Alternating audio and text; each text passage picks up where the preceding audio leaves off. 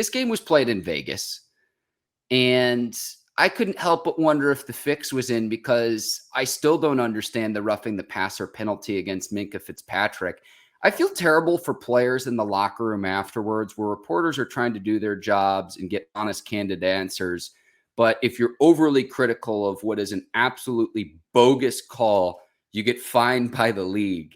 It's a lose-lose, but I'll say it for Minkah. Yeah, it appeared he dipped his head a little bit prior to contact, but it was all shoulder pad.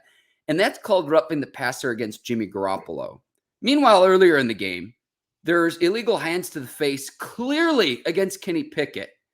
And then, oh, by the way, on the field goal, on the Raiders' second to last drive, where it appeared they were going to kick the field goal earlier on when there was more time on the clock, they call a penalty. Was it against Leal, DeMarvin Leal? Yes. Against one of the linemen.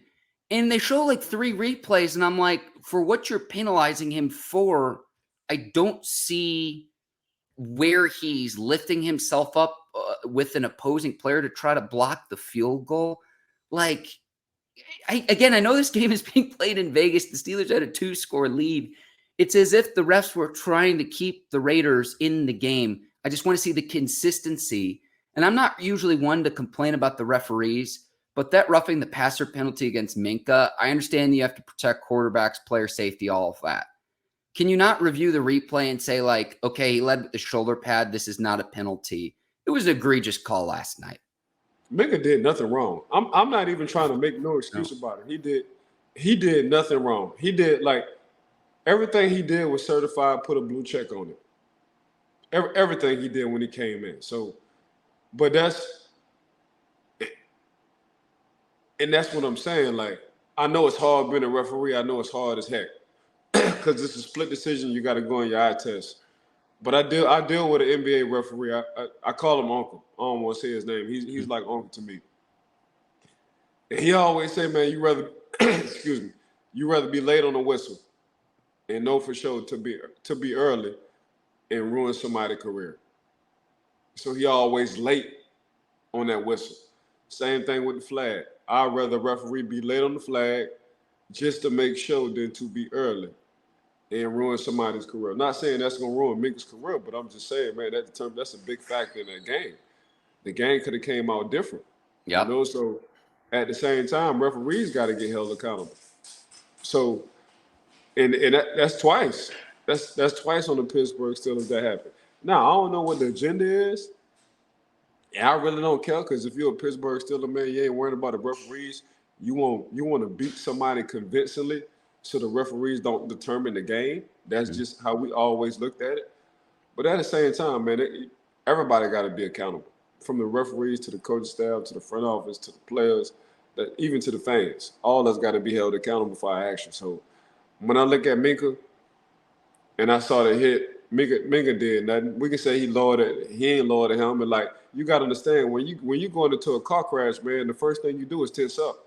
So once a quarterback see you and he's coming down the pipeline, man, the first thing they do is tense up and they get in the shell. They got to protect themselves. Now, us as players, it's hard on a defensive player. So you mean to tell me I got a point, I got a target on where I need to hit you, but once you tense up, that target might change. You know, that target might go from the shoulder pads to the helmet just because you know I'm coming. They ain't got nothing to do with Minkah. They ain't got nothing to do with no defensive player. And that's what Ryan Clark was saying last week. Like, man, it's hard playing defense. Like, everything is scripted for the offense because everybody wants to score points all day. Now, as a defensive player, man, I got to protect myself. How do you protect yourself? The same way you're going to try to run over me, the same way you're going to try to score a touchdown on me, it got to be organized. And organized after that, the word that comes after that is violence, Mark. So that's all I'm saying. So it's I got to protect myself more. I'd rather pay that $43,000 fine than not protect myself. But if you look at it as a defensive player, it's even harder to play now. We can't even do nothing. You see them guys on the field now, they're always looking around for the flag first, then they get to celebrate.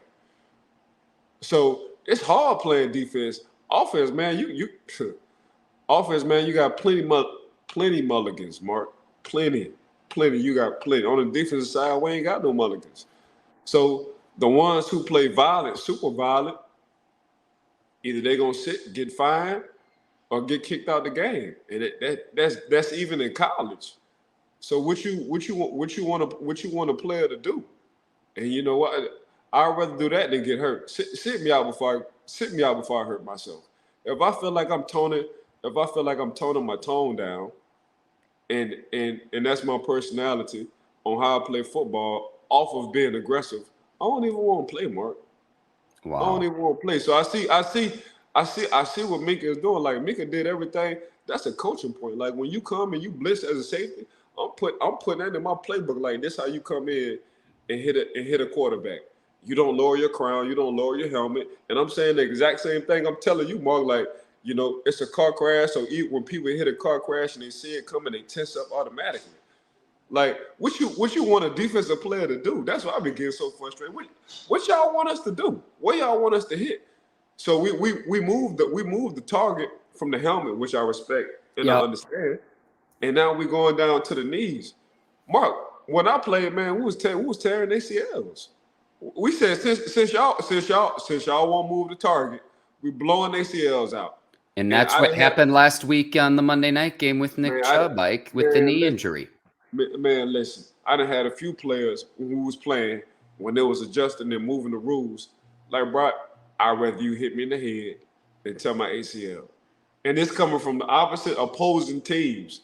So that's just what it is. And if you play offense, Mark, because I play offense, I'd rather somebody just air hold me, bro. But you trying to blow my ACL, man, that might be career ending. And ain't no telling what that's gonna do. So that's how we look at it, man. We like we getting to a point where defensive guys getting to a point, Mark, we just so frustrated. Like what y'all want? So they can lower their helmet, they can lower their crown and run us over, and we just gotta take it. We just gotta eat it. Nah, that ain't gonna be what it's supposed to be. So I'd rather take them fines. But as soon as y'all start adjusting them rules, because the game is safe now, super safe. But it's hard on a defensive player, Mark. It's super hard. So we just like when we was adjusting, Mark, the guys on defense, we was just like, man, you know our motto, we blowing ACLs. That's what y'all want to change the rules, so we gonna blow ACL. So we saying this on the field. Like, man, I'm trying to blow your ACL. Like, as soon as you come and teammates like, man, hold him up. Let me blow his ACL all the way out. Cause what y'all want us to do, man? Wow. So this is what it's so frustrating as a defensive player. It's like, man, y'all jeopardizing my body, my life. I'm already jeopardizing it anyway because I'm playing, especially at a high level.